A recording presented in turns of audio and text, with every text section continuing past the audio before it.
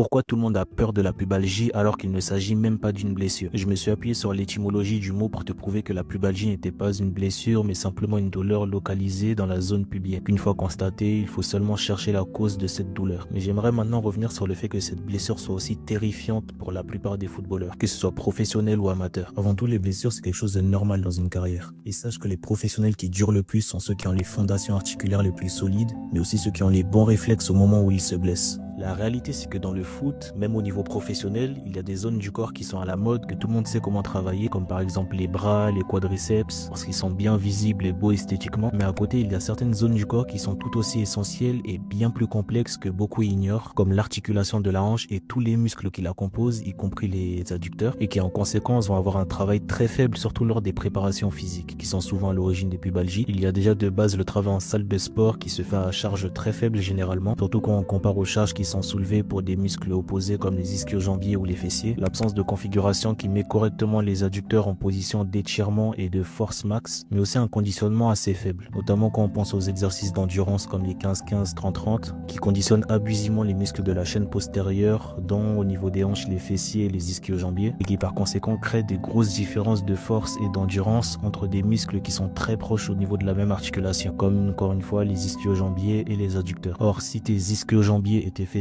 sont forts et endurants, mais que tes adducteurs sont faibles et peu endurants, ça sera comme courir un marathon avec une grand-mère malade en voulant suivre tes efforts et risque de se blesser gravement. Alors cherche à développer tes adducteurs comme les autres muscles, surtout que d'un point de vue esthétique, c'est eux qui font le volume de la cuisse vu de face. Comprends que ce sera le même protocole à vitesse et charge réduite lorsque tu auras des problèmes liés aux pubalgies.